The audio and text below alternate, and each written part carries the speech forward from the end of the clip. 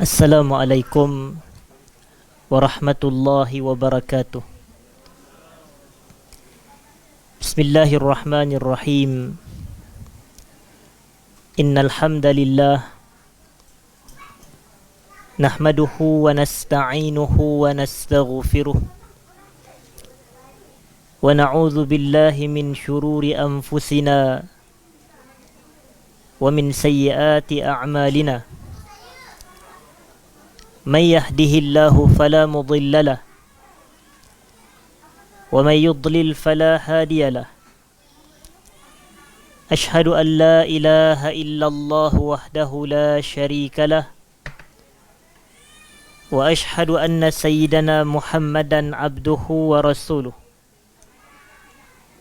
اللهم صل وسلم وبارك على حبيبنا وسيدنا محمد وعلى آله وأصحابه أجمعين أما بعد. Yang saya hormati seluruh jawatan kuasa pengurusan Baitus Salam, yang saya hormati sahibul fadilah, kekanda saya Ustaz Abu Mujahid, seterusnya hadirin dan hadirat, muslimin dan muslimat, para pencinta ilmu yang dirahmati Allah sekalian. Pertamanya, alhamdulillah, kita rafakkan syukur kepada Allah Subhanahu wa ta'ala kerana pada malam ini kita dapat bersama berkumpul bagi kita meneruskan majlis perbahasan kitab Mukhtasar Zadil Ma'ad fi hadi khairil ibadi sallallahu alaihi wasallam.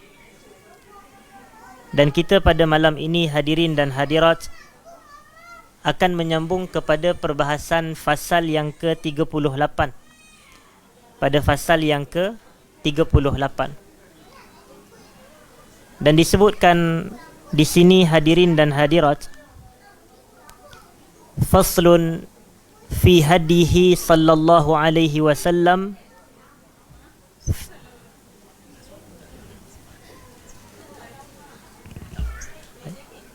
faslun fi hadihi sallallahu alaihi wasallam fi kalamihi wa sukutihi wa dhahikihi wa bukaihi. Yang mana terjemahannya, hadirin dan hadirat, perbahasan sirah kita pada malam ini, pada kita menyelusuri perjalanan hidup Nabi kita sallallahu alaihi wasallam, maka kita akan memasuki perbahasan berkenaan dengan petunjuk Nabi pada ucapan Nabi dan petunjuk Nabi pada diamnya Nabi, pada ketawanya serta pada tangisan Nabi sallallahu alaihi wasallam. Jadi disebutkan di sini perbahasan berkenaan dengan 4 perkara, iaitu pada kalam, pada ucapan Nabi sallallahu alaihi wasallam. Yang kedua, pada sukut, pada diamnya Nabi sallallahu alaihi wasallam. Yang ketiga, pada dhahik, ketawanya Nabi sallallahu alaihi wasallam. Dan yang keempat, pada buka, pada tangisan Nabi sallallahu alaihi wasallam. Jadi Nabi ini dia bercakap, kadang dia diam, kadang dia ketawa, kadang dia menangis. Ini adalah ciri-ciri manusiawi yang ada pada Nabi sallallahu alaihi wasallam. Bahawasanya walaupun baginda itu rasul, tetapi dalam masa yang sama baginda adalah bashar. Baginda adalah bashar. Sebab itu Allah sebut di dalam Al-Quran bahawasanya rasul-rasul yang diutuskan adalah dari kalangan umat manusia itu sendiri. Rasul-rasul yang diutuskan adalah dari kalangan umat manusia itu sendiri. Sebab itu sebahagian ayat mengatakan bahawasanya tidaklah Nabi sallallahu alaihi wasallam itu melainkan baginda adalah basyarar rasula, iaitu seorang manusia yang dilantik dan diangkat menjadi rasul. Jadi kalaulah Nabi itu sallallahu alaihi wasallam bersifat dengan sifat manusia, maka sudah pasti ada masanya baginda gembira dan ada masanya baginda sedih. Ada masanya baginda bercakap dan ada masanya baginda itu diam. Baik. Dan disebutkan di sini oleh penulis kitab kita rahmatullahi alaih, kana sallallahu alaihi wasallam afsaha khalqillah. Nabi sallallahu alaihi wasallam merupakan makhluk Allah yang paling lancar ucapannya. Yang paling lancar ucapannya, paling fasih. Dalam arti kata fasih juga boleh difahami sebagai paling jelas ucapannya. Maknanya Nabi kita ini sallallahu alaihi wasallam cakapannya jelas dan cakapannya mudah difahami. Dan disebutkan di sini wa a'zabahum kalaman. A'zabahum kalaman. Dan Nabi kita sallallahu alaihi wasallam adalah manusia yang paling manis atau paling indah tutur bicaranya. Apa yang Nabi cakap adalah cakapan yang indah, cakapan yang baik, cakapan yang jelas. Wa asra'ahum adaan, maknanya paling lancar dalam penyampaian. Paling lancar dalam penyampaian. Wa ahlahum mantiqan, daripada keseluruhan makhluk merujuk kepada manusia, ucapan Nabi paling ahla, paling indah. Paling indah. Dan disebutkan di sini hatta inna kalamahu ya'khudhu bil qulubi wa yasbil arwah.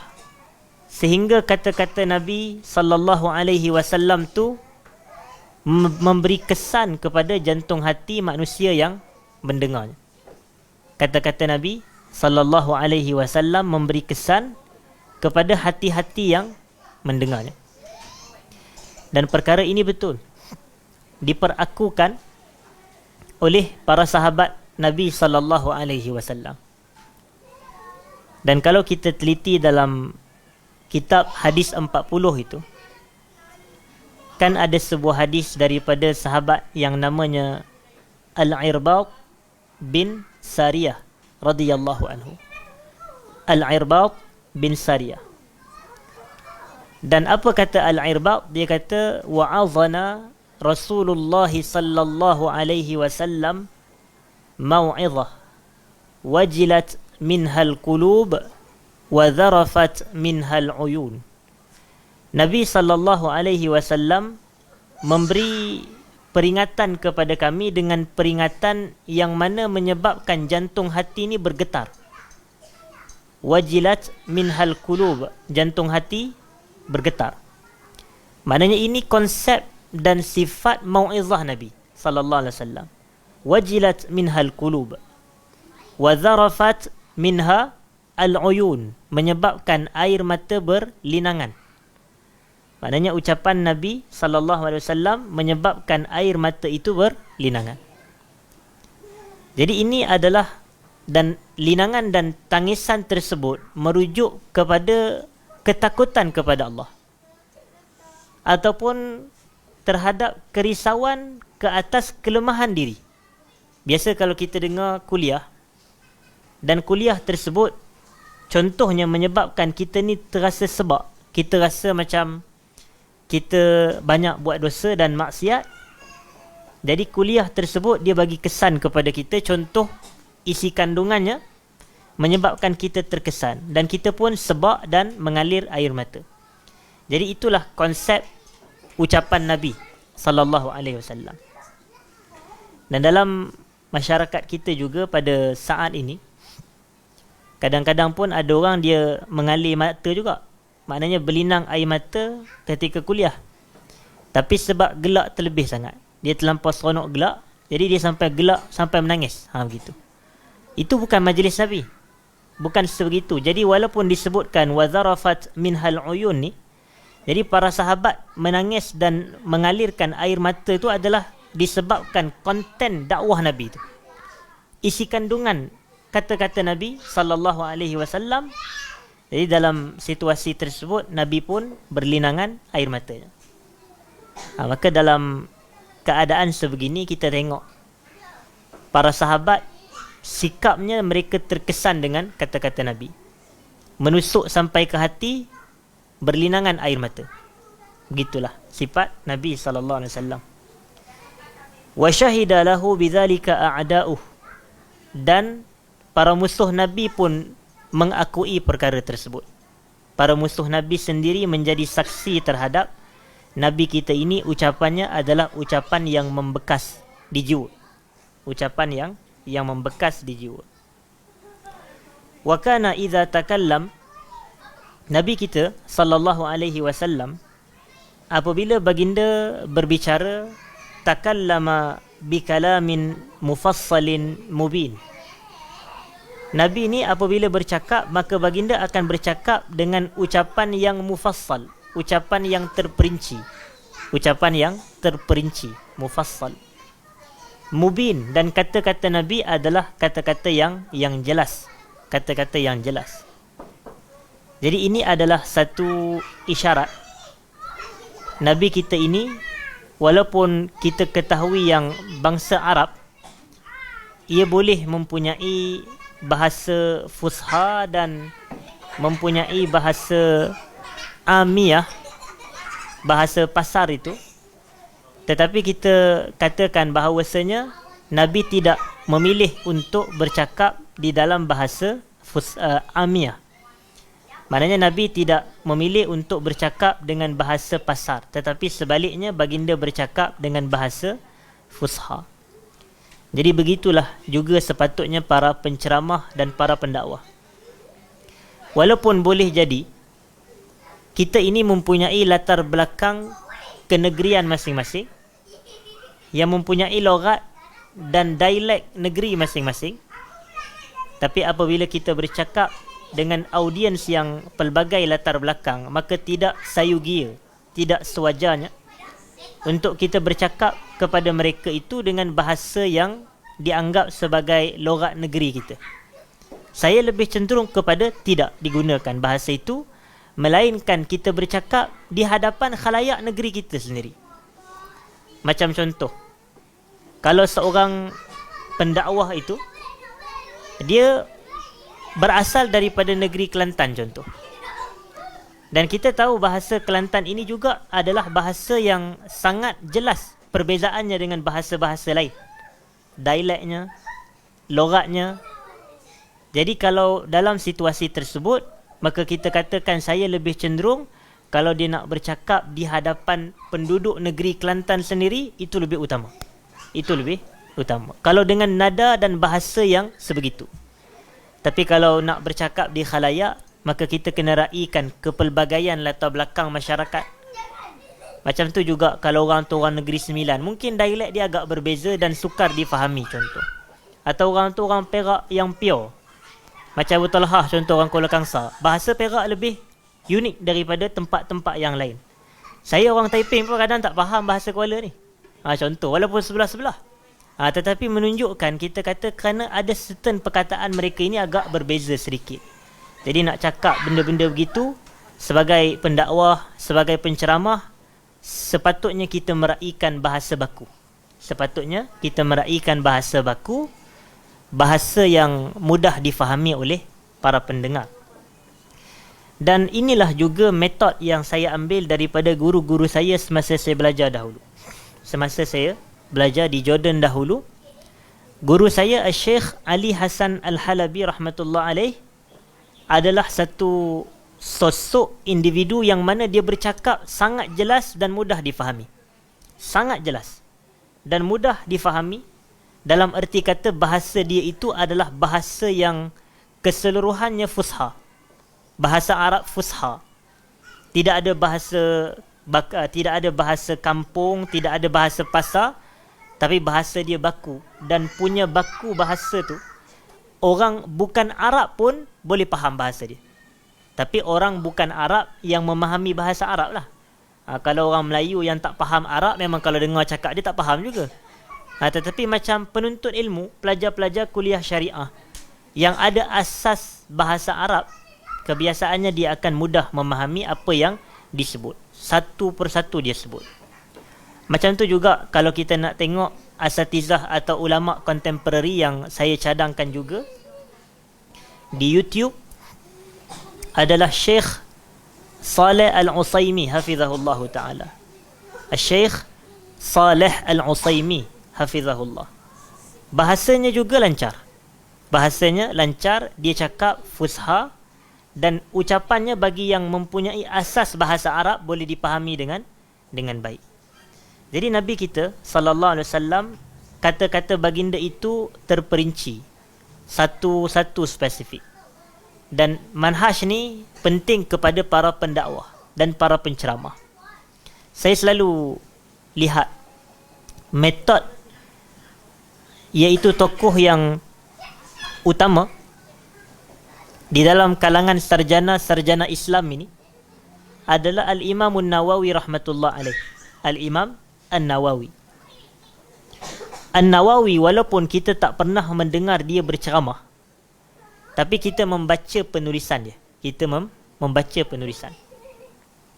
Dan orang yang baca tulisan Imam Nawawi, seperti kitab Hadis 40 sebagai contoh, ataupun dia baca kitab At-Tibyan fi Adabi Hamalatil Quran, ataupun dia baca kitab Al-Adhkar, ataupun kitab-kitab fiqh An-Nawawi seperti Al-Majmu' Syarah Al-Muhazzab, seperti Rawdah At-Talibin, maka dia akan dapati yang Imam Nawawi ini bahasa yang dia guna sangat-sangat mudah sebenarnya. Bahasa penulisan. Begitu juga yang saya tengok, mengikut manhaj Imam Nawawi dari sudut mempermudahkan penulisan dan ucapan adalah Syekh Saleh Al-Utsaimin rahmatullah alaih. Saleh Al-Utsaimin. Cuba baca kitab dia dan cuba dengar ceramah dia. Di YouTube masih ada. Cuma waktu itu tidak banyak lah, kerana zaman beliau pun tak banyak sangat rakaman YouTube. Tapi ceramah dia, kalau kita tengok, adalah cakapan yang mudah dipahami.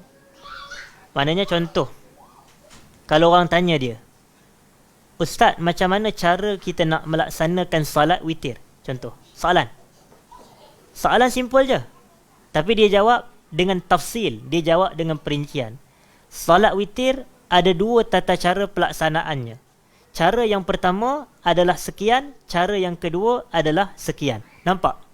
Jadi bila kita sebut, bagi satu jawapan, kemudian pecah, nombor satu, nombor dua. Begitu. Jadi orang akan lebih mudah faham.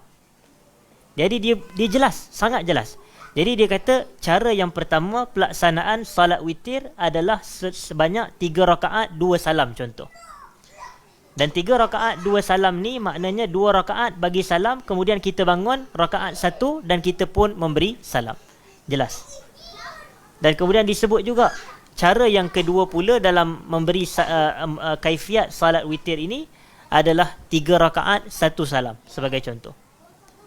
Jadi apabila 3 rakaat 1 salam ni maknanya tidak ada duduk tahiyat awal. Tidak ada duduk tahiyat awal. Jadi macam kita sembahyang maghrib, 3 rakaat 1 salam. Tapi salat maghrib kita ada tahiyat awal. Jadi bezanya antara salat witir yang kategori yang kedua itu tadi, dia adalah 3 rakaat tetapi tidak ada, orang kata, satu tasyahud. Tidak ada tasyahud awal. Hanya ada 1 salam sahaja. Jadi bezanya dengan salat maghrib adalah tidak ada tasyahud awal atau tidak ada tahiyat awal. Jadi jawapan begitu dia akan nampak lebih jelas kalau orang sesi soalan. Sebab tu kalau saya tak pasti tuan-tuan mengikuti saya atau tidak, tapi di media sosial saya, Facebook ke Twitter, itulah manhaj saya. Kalau saya jawab, saya akan satu tulisan, mesti tulisan penuh. Tidak ada YG, tidak ada WBT tu tak apalah, wabarakatuh tu. Tapi tidak adalah macam DGN dengan, itu saya tak akan buat macam tu. Saya akan tulis penuh. Tulis di Facebook, di Twitter ke, tidak ada yang pendek-pendek, singkatan-singkatan ni tidak ada. Tapi tulis jelas dan cuba tengok. Flow dia tu 1, 2, 3, 4. Yang ni mufassal, yang terperinci. Dan bukan semata terperinci, jelas. Sebab penulisan dengan bahasa penuh, dia bukan bahasa-bahasa singkatan ni. Sebab tu kalau kadang-kadang saya tengok ada ustaz tulis Tapi tulis dia pun penuh dengan tulisan pendek. Saya tak baca.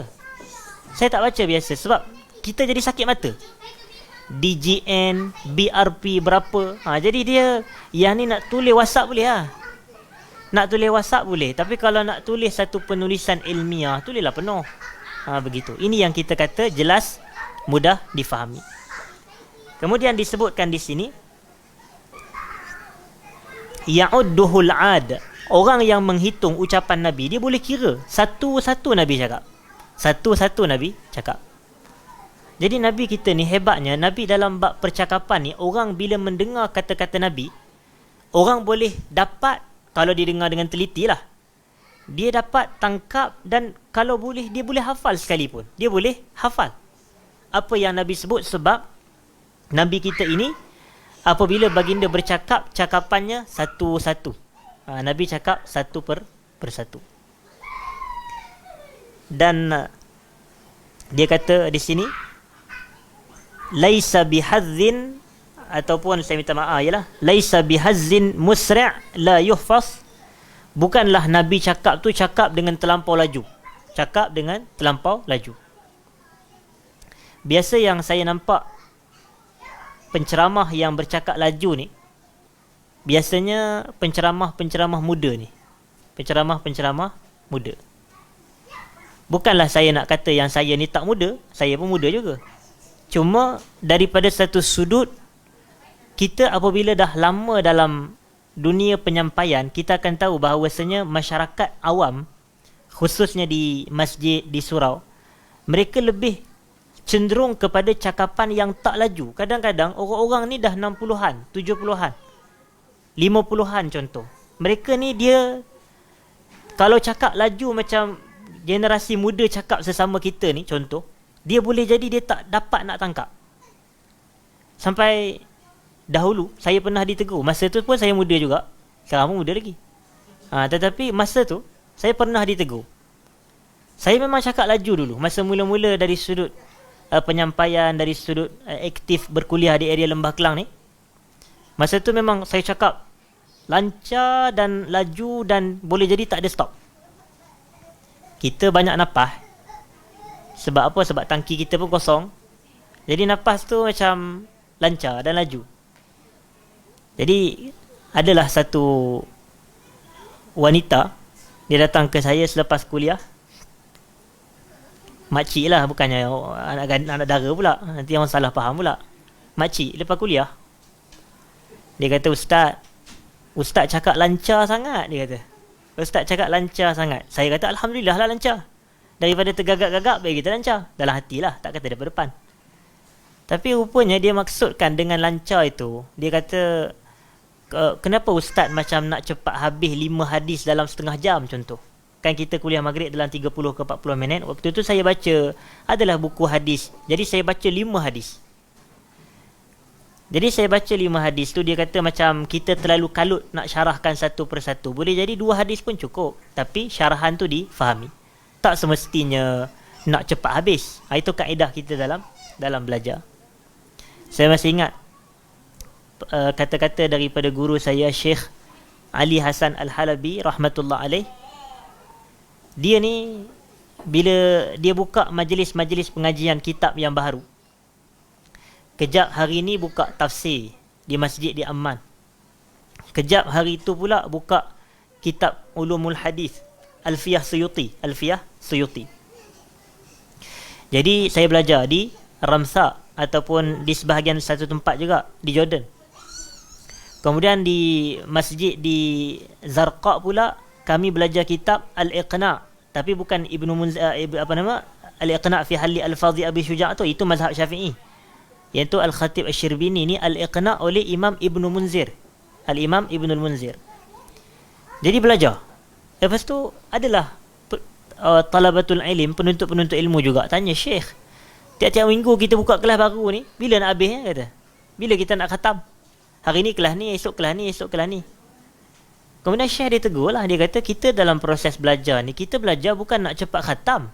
Kita belajar untuk dalam proses belajar tu kita faham. Jadi proses kefahaman ni adalah semasa kita belajar. Yang ni ada orang, kalau saya bukan nak kata, tapi kita ambil contoh. standard university punya pembelajaran. Dia satu sem 4 bulan contoh.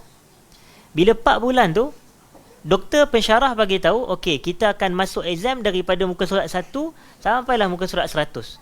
Percaya atau tidak, pelajar ni tadi, dia takkan baca muka surat 101 sampai tawa akhir dia. Sebab exam masuk daripada 100 sampai 100 je. Dan dia pula adalah membesarkan exam, peperiksaan semata-mata. Jadi muka surat 101, 102, 103 dia tak baca. Padahal ini keciri penuntut ilmu. Penuntut ilmu kena baca daripada kitab satu kulit ke satu kulit. Maknanya dia kena selesaikan pembacaan daripada satu sudut. Tapi bila konsep kita ni, kita hanya baca ataupun belajar tapi nak cepat khatam je. Dan khatam tu pula khatam silibus. Tapi kita tak hafal, dalam arti kata tak memahami dengan baik. Jadi Syekh saya tegur. Dia kata kita belajar ni bukan nak cepat khatam, kita nak cepat. Bukan dalam proses pembelajaran kita faham. Jadi sama juga konsepnya dengan bacaan Quran. Bacaan Quran adalah kalam. Dan kita kata Nabi ni, kalam Nabi adalah kalam yang jelas. Kalam yang terperinci. Sebab itu Nabi ni baca Quran macam mana? Nabi baca satu ayat. Nabi baca Bismillahirrahmanirrahim, berhenti. Alhamdulillahi Rabbil Alamin.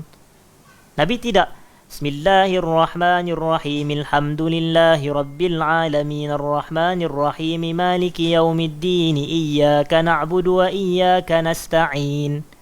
Yang tu saya tak cukup nafas. Tapi ada imam sampai 7 ayat, satu nafas. Hebat. Tapi Nabi, adakah Nabi baca macam tu? Nabi tak baca begitu. Tapi ada orang kata, Ustaz, saya tengok imam Masjid Haram ada baca begitu. Betul lah. Tapi kita kata, kita bukan bincang isu sah ke tak sah sembahyang. Salat tu memang sah. Cuma bacaan tu adalah bacaan yang bagaimana tata cara Nabi SAW. Nabi baca satu-satu. Jadi kita pun jangan kita gesa sangat. Jangan gopoh. Saya banyak perasan orang kita dalam salat tarawih contoh. Tarawih ni istilahnya rehat, tenang. Istirahah, tarawih, tarwihah. Jadi bila kita ni nama pun salat tarawih, kenapa nak salat tapi tak tenang? Itu. Kita kena salat steady, kena cool, kena tenang, kena rehat. Itu salat tarawih. Dia tidak orang kata gopo gapah, tidak kelang kabut, nak habis cepat, nak kejar apa? Nak kejar more ada dalam peti air, apa nak dikejarnya? Nak kejar sahur, lambat lagi sahur. Jadi salat dengan penuh ketenangan, tak ada apa yang kita nak kejarkan sangat pun.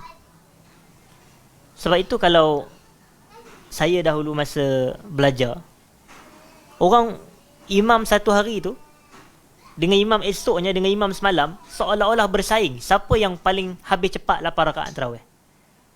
Jadi kalau boleh nak habis tarawih pukul 9 malam, la ilaha illallah, 9 malam, bila semaya isyak Jadi dah habis dah tarawih. Jadi dalam keadaan begini, kita tengok semayang laju-laju, dia tak rasalah sifat tarawih Nabi SAW. Jadi sebab itu kadang-kadang ada juga imam yang selepas Fatihah tu, saya ada pengalaman ni, jadi makmum. Imam tu Bismillahirrahmanirrahim, Qaf, Allahu Akbar, la ilaha illallah. Satu ayat je baca, Qaf je. Lepas tu rakaat yang kedua, Wal Quranil Majid, Allahu Akbar. Apa ni katakan? Kalau sekolah menengah boleh kita maafkan lah. Tapi kalau di masjid surau tak elok lah gini. Tak adanya tarawih, sifat tarawih tu tak ada. Tarawih ni dia salat malam. Sifat salat tarawih, sifat salat tahajud ni, sifat dia mesti ayatnya panjang-panjang, bacaannya lama. Itu sifat dia. Salat tahajud ni bukan kita nak buat sekejap-sekejap je. Sepatutnya sifat dia lama. Waktu itulah hufaz Quran menghafal Quran. Mereka mengulang dan menguatkan ingatan Quran bila tahajud. Sebab tu hafalan kuat. Cuba kita tengok Syekh Abdul Rahman As-Sudais. Semayang jadi imam berpuluh tahun, kita tak jumpa dia banyak salah ketika dia baca. Padahal dia punya imam tu dirakam. Kalau kita dengar dia baca Quran, kita tak jumpa salah. Kalau orang macam ni, agak-agak bila dia mengulang Quran? Bila dia mengulang Quran? Baqarah tu bagi dia macam Fatihah kita. Baqarah tu bagi dia macam Fatihah kita. Kita ni baca Fatihah, orang kata surah yang paling kita tak pernah lupa, Fatihah. kacang sangat. Tapi kalau baca Baqarah, ayat ketiga Al-Baqarah pun kadang-kadang kita tertukar pula. Zalikal kitabul la raiba fihi hudal lil alamin pada orang sebut. Jadi hudal lil muttaqin ke hudal lil mukminin ke, orang pun keliru juga. Jadi sebab kita tak familiar baca. Tapi kalau imam-imam kita tengok. Sebab apa? Bila agak-agak dan waktu terbaik untuk mengukuhkan hafalan Quran, kata para ulama Quran adalah semasa tahajud. Jadi tahajud ni kita kena lama. Dan termasuklah salat malam juga adalah tarawih tu yang kena baca panjang. Jadi sebab itu baru ni saya tengok di media sosial ada dikongsikan tadilah Harian Metro ada share Universiti Malaysia Perlis, UNIMAPS, dia buat satu Quran digital, tu gantung di dinding depan supaya imam dapat guna pakai memimpin salat tarawih. Jadi dia nak salat, mungkin mushaf tak ada yang macam mushaf kita ni, mushaf qiyam ni. Jadi dia rujuk kepada Quran digital di depan. Jadi isu ni isu baru. Apa hukum pula salat imam mengikut Quran digital dari sudut membaca Quran? Salat tarawih lah. Jadi mesti ada hukum. Ma min mas'alatin illa walillahi fihal hukum. Tidak ada masalah yang berlaku melainkan Allah ada hukum padanya. Allah mesti ada hukum pada masalah tersebut. Apa je isu yang berlaku, mesti ada hukum Tuhan. Jadi kita katakan dalam salat tarawih tidak ada masalah. Kalau kita nak baca Quran, tengok mushaf qiyam ke ataupun Quran digital tersebut, tidak ada masalah. Tapi dalam salat fardu saya cenderung kepada tidak dilakukan. Kalau salat fardu, maknanya kalau kita salat fardu, adakah berhajat kepada nak tengok mushaf qiyam? Tak perlu. Adakah berhajat kepada nak tengok aplikasi Quran dalam telefon? Tidak perlu. Adakah berhajat untuk tengok Quran digital yang tergantung dan terpapar di dinding? Tidak perlu. Kenapa? Salat fardu ni, dia sifat dia tak selama salat malam. Salat fardu ni kan ada anjuran untuk diringkaskan. Nabi SAW kata, Ayyuhan nas, inna minkum munaffirin. Faman amman nasa falyatajawwas, fa inna khalfa'ud da'if wal kabira wa zal hajah. Wahai orang ramai, Nabi kata, ada dari kalangan kamu yang menyebabkan orang lari daripada agama kita ni. Siapa yang jadi imam kepada orang ramai, falyatajawwas, maka hendaklah ia ringkaskan. Falyatajawwas. Kenapa kena ringkas? Fa inna khalfa'ud da'if. Di belakangnya ada orang yang da'if, yang lemah. Wal kabir, ada orang tua. Wazal hajah, ada orang yang mempunyai urusan lain. Jadi di sini, kalau untuk salat fardu kita raikan yang tu. Tapi kalau untuk salat tarawih ni, sebab dia selepas isyak, biasanya orang memang penuh ke lapangan dan dia sunat. Maknanya kalau awak tidak mahu salat sebab awak sibuk pun tidak ada isu. Tapi dia sunat. Jadi kalau orang tu maka memang dia buat selepas isyak, maka tidak ada masalah untuk dipanjang-panjang dan dilama-lamakan. Untuk salat fardu tidak. Tambahan pula Allah kata faqra'u ma tayassara minal Quran. Nabi SAW kata, Iqra' ma tayassara ma'aka minal Quran. Kepada seorang lelaki, Nabi ajar dia semayang. Nabi kata, bacalah apa yang mudah buat kamu daripada Quran. Dan baca apa yang mudah ni, dalam kurungan, baca apa yang kita hafal daripada Quran. Baca apa yang kita hafal. Jadi kalau kita nak salat fardu, tak perlulah nak buka aplikasi Quran dalam telefon. Sebab baca apa yang hafal je. Kalau kita hafal tabat syiada ke, baca tabat syiada. Kalau kita hafal kul huwallah, bacalah kul huwallah. Kalau kita hafal inna ataina, bacalah inna ataina. Jangan baca tala'al badru alaina je dalam semayang. Kan ada orang tu, Arab tu, dia baca tala'al badru alaina. Anak dia nyanyi tala'al badru alaina dalam bilik air. Kemudian dia tegur, dia kata tak boleh baca Quran dalam bilik air. Lepas tu isteri dia kata, bang, dia bukan baca Quran tu, itu bukan ayat Quran, tu qasidah, kata kan. Tala'al badru alaina. Kemudian nangislah ayah dia ni. Orang kata, kenapa abang menangis? Dia kata, itulah 20 tahun aku baca dalam Quran, dia kata, dalam semayang, dia kata. Tapi ini orang kata kisah-kisah lawak je lah, bukan betul pun. Kisah-kisah rakyat orang kata cereka-cereka lah, bukan realiti pun saya rasa. Tapi adalah dalam Facebook ramai orang share lah. Jadi menunjukkan kalau dalam Quran ni, kita dalam salat ni kita baca apa yang kita hafal. Baca apa yang kita hafal. Jadi saya nak balik sedikit ucapan Nabi ni, wala munqati' yatakhallaluhu as-sakatatu baina afradil kalam, dalam erti kata Nabi ni cakap Nabi tidaklah cakap yang tergagap-gagap. Nabi cakap lancar, maknanya tidak dipotongkan satu ucapan dengan ucapan yang lain itu dengan kadang-kadang i, u, macam tu. Kadang-kadang ada sebahagian orang kan bercakap gitu. Dia cakap dari sudut kepetahan berkata tu dia tidak ada. Jadi dia bercakap pun tergagap-gagap, dia cakap macam terputus-putus. Jadi kadang-kadang orang seperti ini, dia bukan nak kata benda itu salah, tapi dia berhajat kepada improvement, kepada penambahbaikan. Tambahan para asatizah. Jadi sebab itu kita ni, kalau kita tengok ada sebahagian asatizah kita, kalau dia bercakap tu pun kita, bila dia kalau tergagap-gagap, terhenti-henti apa semua, kita nak dengar pun dia jadi macam Allah. Dia jadi agak susah sikit. Walaupun mungkin ilmu dia tinggi. Masya Allah. Ilmu tinggi. Jadi sebab itu dalam hidupan kita ni, kita bukan semata perlu ada knowledge, kena ada ilmu.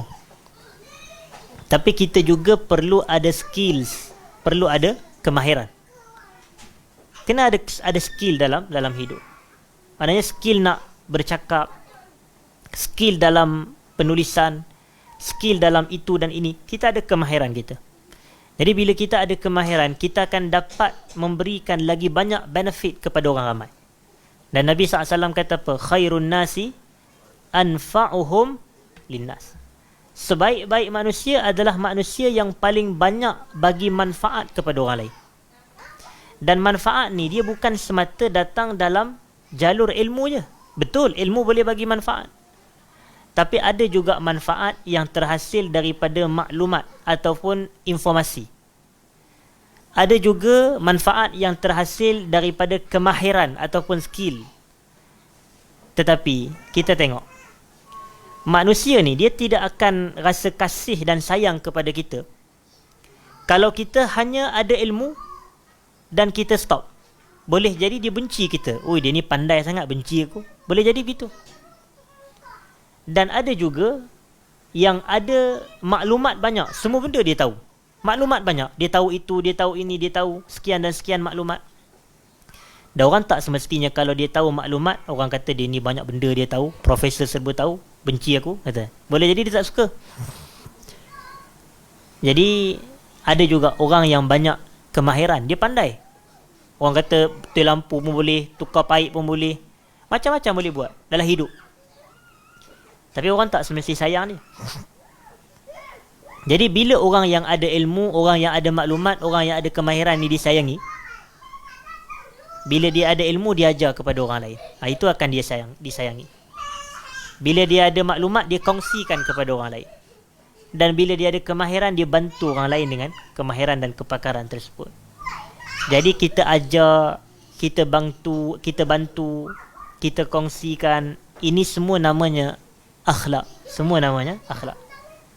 Jadi orang akan sayang kita dengan akhlak kita. Bukan semata kerana kita ada ilmu banyak, tapi kita tak, orang tanya kita, tak tahu. Macam tu. Bukan sebab kita ada maklumat banyak, tapi kita tak kongsikan. Dan bukan kerana kita ada kemahiran yang banyak, tapi kita tak manfaatkan untuk bantu dan tolong orang. Jadi ucapan Nabi, dia konsep dia dua. Nabi tidak cakap terlalu laju, dalam erti kata sukar dipahami. Dan Nabi juga tidak bercakap dalam erti kata gagap. Tapi Nabi dikatakan di sini, bal hadiyuhu fihi akmalul hadi. Dia kata di sini, bal hadiyuhu fihi akmalul hadi. Bukan hadi akmal, akmalul hadi. Dia kata bahkan petunjuk Nabi SAW pada ucapan adalah akmalul hadi, sebaik-baik petunjuk. Maknanya apa yang sebaik-baik petunjuk tu? Maknanya kalau kita berbicara dengan orang ramai, jangan terlalu laju, jangan terlalu perlahan. Jadi sederhana. Tapi kepahaman saya akan mengubah cara bercakap mengikut individu yang berada di depan saya. Biasa di masjid surau, saya akan cakap dengan nada yang perlahan. Masjid surau. Tapi kalau saya berceramah di hadapan mahasiswa-mahasiswi, saya akan lajukan cakap. Saya akan lebih semangat dan lebih bertenaga dan lebih laju. Sebab saya tahu anak-anak muda, itu konsep yang dikatakan khatibun nas ala qadri uqulihim. Berbicaralah dengan orang ramai mengikut kadar akal mereka. Mengikut kadar akal mereka. Kalau cakap dengan kanak-kanak pun sama, jangan cakap bahasa yang ilmiah sangat. Nak suruh anak, wahai anakku, tolonglah bertakwa kepada Allah dengan mendirikan salat, berdalilkan firman Allah, wa aqimus salah wa atuz zakah. Oi, budak mana dia tahu? Suruh semayang je sudahlah. Sebab tu Nabi SAW dia tidak spesifikkan. Bila Nabi kata muru auladakum bis salati wa hum abna'u sab'i sinin tu, perintahkan ahli keluarga, perintahkan anak-anak kamu untuk salat ketika wahum abna'u sab'i sinin, ketika mereka berusia 7 tahun. Nabi suruh sembahyang je, maknanya sembahyang je, tak perlu kita nak elaborate lebih-lebih. Dan budak ni kalau kita tengok, dia akan mudah belajar daripada tindak tanduk kita. Dia tak tahu dalil pun, tapi dia tengok kita rokok, dia pun rokok. Dia tengok kita sujud, dia pun sujud. Tak apa, itulah ta'limus sibyan. Kita mengajar kanak-kanak. Tapi tengok Nabi ni ajar anak-anak salat umur 7 tahun. Suruh ajar ketika 7 tahun. Maknanya umur 7 tahun tu waktu yang mumayyiz lah. Ni kadang orang tak faham apa dia lagi, dia pun jadi. Lepas tu kita pun nak jadi kalut dan bising. Tapi saya ada satu pandangan peribadilah tentang isu kanak-kanak ni. Tentang isu kanak-kanak. Baru ni ada viral satu kata-kata daripada imam masjid, tak payah sebutlah masjid apa. Dia kata, tuan-tuan, kalau kita semayang ni, dia kata, dan bunyi budak-budak bising tu kuat sangat, maka jangan kita terasa lah, dia kata. Sebab dah 2 tahun masjid kita ni sunyi daripada suara kanak-kanak, dia kata. 2 tahun masjid sunyi dengan suara kanak-kanak ni sebab PKP lah. Sebab PKP. Lepas tu dia kata seolah-olah macam benda itu bagi saya, dia nak bagi saya lah, saya tak sebut mana-mana. Tapi saya tak rujuk kepada kenyataan tu lah. Cuma kadang-kadang kita banyak nak romantisasi masjid ni. Seolah-olah masjid ni adalah tempat kanak-kanak memang dibenarkan bising sebising-bisingnya. Orang semayang dia bising, lari depan orang kita pun tak ada apa. Tak apa share sebab ni masjid tempat budak-budak. Adakah ini ajaran Islam yang sebenar? Sebenarnya kalau kita buka, macam yang tuan-tuan maklum, saya ni banyak tempat saya mengajar hukum hakam masjid. Hukum hakam masjid. Kitab rujukan saya adalah Tashilul Maqasid li Zuwaril Masajid oleh Imam Ibnul Imad Asy-Syafi'i rahmatullah alaih. Tashilul Maqasid li Zuwaril Masajid ni kitab yang sangat bermanfaat dan boleh kata sangat mendalam dan terperinci tentang hukum hakam masjid. Dalam tu sebut tentang hukum bawa kanak-kanak datang ke masjid, dan hukum kalau kanak-kanak intihaku hormatil masjid, mencemarkan kehormatan dan kemuliaan masjid dengan bising, dengan itu dan ini. Hakikatnya paling tinggi orang kata tak dibenarkan. Tapi kalau kita sebut, tapi ustaz, dekat Turki ada satu kenyataan kata, kalau Salahuddin Al-Ayyubi ke Muhammad Fatih kata, kalau kita tengok masjid-masjid ni, rosaklah generasi kita kerana kanak-kanak diam dalam masjid ataupun kanak-kanak tak datang masjid. Padahal kita tengok kanak-kanak zaman Nabi SAW ni, macam katalah Ibnu Abbas, budak lagi semayang pun sebelah Nabi, maknanya jaga elok je. Bukanlah dia datang masjid tu, katanya orang tanya, tuan kenapa bawa anak datang ke masjid? Saya nak ajar anak semayang. Rupanya dia tak ajar pun, dia lepaskan anak kat belakang, anak dia duduk saf kanak-kanak di belakang. Duduk saf kanak-kanak, sebelah kanan dia kanak-kanak, sebelah kiri dia kanak-kanak. Takkan aktiviti orang dewasa, mestilah aktiviti kanak-kanak. Jadi bila aktiviti kanak-kanak, mengajar semayang apanya, tak ada belajar. Sebab itu dalam mazhab Syafi'i, disunatkan untuk kanak-kanak yang masuk ke dalam masjid diletakkan di antara 2 orang dewasa. Maknanya sebelah kanan dia boleh jadi ayah dia, ataupun ayah dia sebelah kiri dia, sebelah kanan tu adalah orang lain dewasa. Jadi kanak-kanak ni dalam mazhab Syafi'i kita disunatkan duduk di tengah-tengah. Ini disebut oleh Imam Nawawi dalam Majmu'. Jadi bila duduk di tengah-tengah, maknanya dia belajar, tak ada dia nak main-main.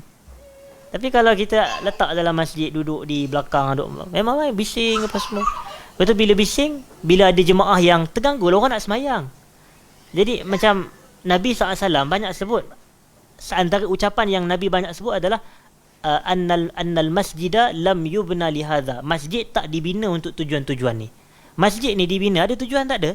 Ke memang suka-suka je nak bina?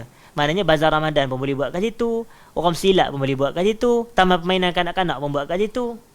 Masjid bukan tujuan masjid ni tujuan dia dibina adalah untuk kita semayang, untuk orang zikrullah, untuk orang ibadat. Dan konsep ibadat ni dia agak tak sama dengan konsep bising-bising ni.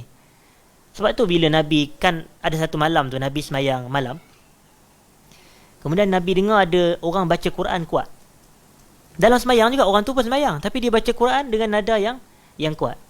Nabi alihkan langsir ni, ataupun langsir lah kan.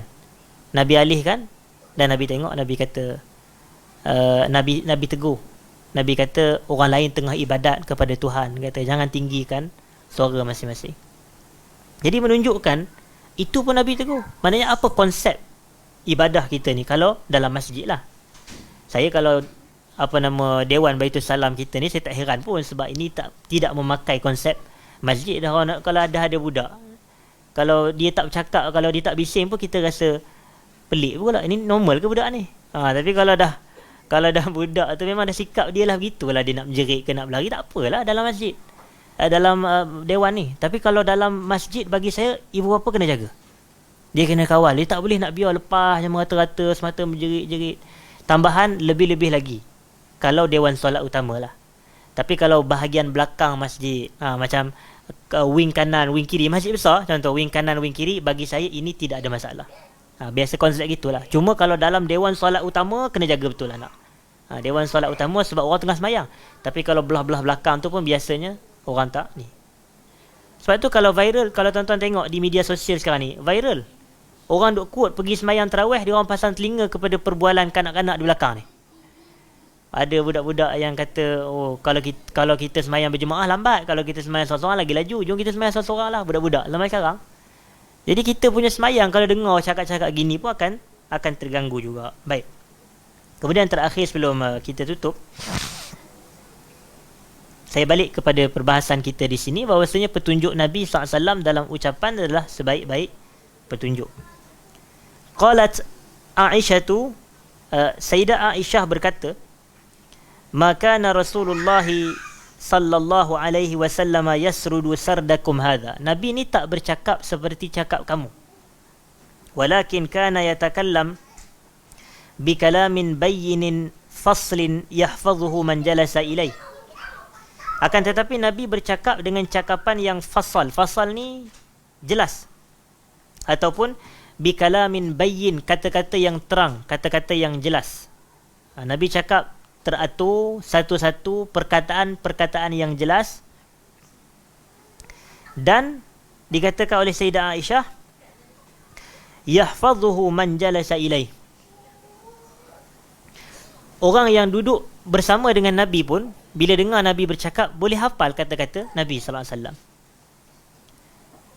Dan macam mana boleh berlaku? Sebab benda tu disebut dengan jelas. Kalau tuan-tuan perasan, saya tadi banyak nukilkan ucapan-ucapan daripada guru saya, Syekh Ali Hasan Alawi. Macam mana saya boleh hafal benda tu? Sebab dia cakap je lah. Sebab tu saya boleh ingat satu-satu kata-kata dia. Dan sebab itulah kelebihan kata-kata Nabi ni fusha. Cuba tengok hadis-hadis Nabi, semua fusha. Semua bahasa baku.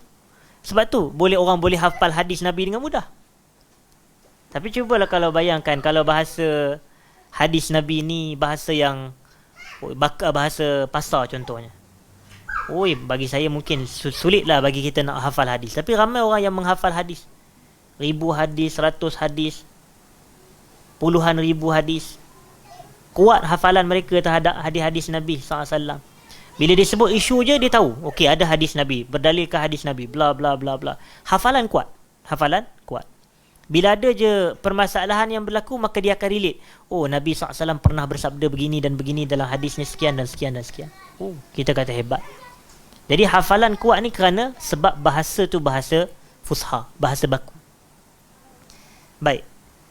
Dan maknanya orang boleh hafal lah, dalam arti kata kalau kita bercakap dengan nada yang orang kata lancar, jelas dan terperinci ni, kata-kata itu boleh dihafal. Dan disebutkan di sini, tengok. Wa kana kathiran ma yu'idul kalimah salasan litu'qal anhu. Dan Nabi SAW, apabila Nabi bercakap, biasanya Nabi akan mengulang kata-kata itu sebanyak 3 kali. Kebiasaannya begitu. Orang yang dengar dengan teliti apa yang saya sampaikan daripada awal tadi, dia akan perasan yang saya pun ada part saya ulang 2 kali perkataan. Banyak tempat yang saya sebut sebenarnya saya ulang 2 kali. 2 ke 3 kali. Dan Nabi SAW manhajnya 3 kali. Dan tujuannya lituqal anhu, supaya orang boleh betul-betul memikirkan perkataan yang kita sebut 2-3 kali akan lebih masuk ke dalam akal fikiran kita. Akan lebih masuk ke dalam akal fikiran kita. Jadi kita berakal ni menggunakan apa? Qalbu. Kita berakal menggunakan qalbu. Jadi kalau ucapan tu duk ulang, maka orang tu akan melekat dalam hati dia. Itu maknanya. Satu-satu ucapan yang apabila diulang akan melekat dalam hati. Jadi kalau kita nak menyampaikan satu-satu ilmu, jangan kita sebut sekali kemudian terus tamat. Tapi kita sebut juga 2 kali ke 2 kali atau 3 kali supaya ia boleh melekat di dalam jantung hati kita ni. Jadi itu konsep ucapan Nabi SAW. Sebab itu kalau tuan-tuan perasan, kan ada banyak hadis yang Nabi sebut sesuatu perkara tu salasan. Macam tu juga kalau macam Nabi kita SAW, fa inimru'un qatalahu aw syatamahu falyakul innimru'un saim, ataupun innis saim marratain. Kalau ada orang ni masa kita tengah berpuasa, dia ajak kita ni berbalah, ajak gaduh dengan kita. Orang kata apa? Gocoh. Ajak gaduh lah, berbalah. Kemudian au syatamahu, ataupun dia maki kita, cela kita, kutuk kita. Maka apa kata Nabi SAW? Falyakul inni saim marratain. Ucapkanlah aku sedang berpuasa sebanyak 2 kali. Apa makna ucapkan aku sedang berpuasa sebanyak 2 kali? Maknanya kena sebut aku sedang berpuasa, aku sedang berpuasa. Itu maknanya 2 kali. Tapi kadang orang kita ni dia salah faham. Dia kata aku berpuasa marratain. Tak payah sebut marratain tu. Aku berpuasa tu yang kena sebut 2 kali. Kadang tak faham bahasa Arab pun pening juga. Jadi maknanya inni saim. Itu maknanya aku sedang berpuasa, aku sedang berpuasa. Jadi kenapa disebut 2 kali? Sebab kalau kita ni menyedarkan diri kita yang kita sedang puasa, maka kita akan fikir dalam hati kita, tak sepatutnya orang yang berpuasa tu nak balas kejahatan orang lain terhadap dia. Dan tak sepatutnya bagi orang yang berpuasa tu nak melayan orang yang nak berdebat dan nak berbalah dan nak bergaduh dengan dia. Tak sepatutnya. Aku puasa. Jadi nampak disebut ulang 2 kali. Dan satu hari contoh, ada contoh lain lah. Ini apa yang saya ingat lah. Walaupun contoh lain banyak. Satu hari Nabi kita SAW, kan Nabi pergi bermusafir ataupun berperang. Kemudian para sahabat telah pulang dulu dan Nabi agak lewat kerana Nabi bersama dengan orang-orang yang letih, orang-orang yang penat. Jadi bila para sahabat ni sampai, waktu solat dah masuk. Jadi mereka nak tunggu Nabi pulang sebab mereka nak Nabi jadi imam. Tapi waktu solat pula, bila nak menunggu Nabi tu, waktu solat jadi panjang, jadi lama. Itu pun adalah isyarat yang menunjukkan Nabi juga pernah tidaklah solat pada awal waktu. Kalau masuk-masuk tu terus Nabi semayang. Ada, tapi selama dalam waktu boleh semayang. Itu makna dia. Waktu jawas dipanggil dalam kitab-kitab fiqh. Jadi itu isyarat Nabi juga bukanlah setiap masa Nabi semayang ala maknanya pada awal waktu. Tidak. Dalam hadis tu isyarat Nabi lewat sedikit. Jadi bila waktu dah nak tamat ni, sahabat tu bila nak ambil wuduk, dia ambil wuduk laju-laju lah. Dia ambil wuduk laju dan bila part basuh kaki tu, maknanya tak basuh kepada bahagian tumit. Maknanya air tak kena ke bahagian tumit. Jadi bila Nabi nampak daripada jauh, Nabi jerit. Fanada bi'a'la sautihi. Nabi kata dengan suara yang tinggi, wailun lil aqabi minan nar, wailun lil aqabi minan nar, wailun lil aqabi minan nar. 3 kali dalam hadis tu. Nabi kata, binasalah tumit kaki dengan api neraka yang tak kena air basuhan. Maknanya begitu. Sebab wajib dibasuh. Kan dalam Quran Allah kata, ya ayyuhallazina amanu iza qumtum ila salati faghsilu wujuhakum wa aydiyakum ilal marafiq wamsahu bi ru'usikum wa arjulakum ilal ka'bain. Wa arjulakum ilal ka'bain. Jadi, wahai orang-orang yang beriman, iza qumtum ila salah. Walaupun istilah qumtum adalah fi'il madhi, tetapi terjemahannya adalah ya ayyuhallazina amanu iza aradtumul qiyam ila salah. Apabila kamu ingin mendirikan salat, bukan apabila kamu selesai salat. Ini penting bahasa Arab. Maka kata Allah, faghsilu wujuhakum, basuhlah muka kamu. Wa aydiyakum, basuhlah tangan kamu, ilal marafiq, berserta dengan siku. Kemudian Allah kata, wamsahu biru'usikum, sapulah kepala kamu. Kemudian wa arjulakum, jadi menunjukkan arjula tu basuh, bukan sapu. Kalaulah kaki tu disapu, mesti Allah kata wamsahu biru'usikum wa arjulikum. Tapi Allah tak kata wa arjulikum. Allah kata wamsahu biru'usikum wa arjulakum. Lam tu baris atas kerana dia kembali kepada faghsilu. Faghsilu wujuha, bukan wujuhi. Wa aidiya, bukan wa aidi. Jadi faghsilu wujuhakum wa aidiyakum, dan juga faghsilu kaki ke arjulakum ilal ka'bain. Maknanya berserta dengan buku lali. Jadi kenapa Nabi ulang 3 kali? Sebab nak mengukuhkan dan nak menguatkan. Kenapa Nabi tinggi suara? Ada benda teguran ni kadang-kadang bila kita cakap dengan nada tinggi, dia akan ingat sampai mati. Tapi kalau kita nak tegur orang, jangan nak buat gitu, kita jangan buat gitu. Orang tu sekali tu dia tak ikut pun arahan kita. Tapi cuba tengok kalau seorang ayah, dia ada anak, pak sekali ditengking, ataupun bukanlah dia tengking tu, dia tinggikan suara, bukan dia maki. Kalau maki tu dosa lah. Tapi dia tinggi tu, janganlah buat benda tu, contohan. Jadi budak ni dia akan ingat, kalau dia setiap kali dia nak buat benda tu, dia akan ingat jeritan ayah dia dulu. Dia tak akan berani. Jadi sebab itu kadang-kadang dalam kita ni nak mengajar juga, bukan maksud yang tak boleh menjerit, tapi saya tidaklah menjerit, cuma dalam menegur. Bukan maksud tak boleh tinggi suara. Orang kita kadang-kadang kalau tinggi suara, dia ingat orang tu marah, padahal tak semestinya marah. Dan bukan adakah marah ni dilarang? Tak semestinya. Kalau marah untuk kebaikan boleh. Marah bukanlah sentiasa dilarang, ada marah yang dibenarkan. Tapi kita tengok Nabi kita sallallahu alaihi wasallam, Nabi tegur kadang dengan nada yang tinggi, dengan suara yang tinggi, tak lain tak bukan adalah untuk supaya sampai bila-bila orang akan ingat. Maknanya benda ni lah yang aku buat dulu yang Nabi marah sungguh, aku takkan buat lagi dah, macam tu.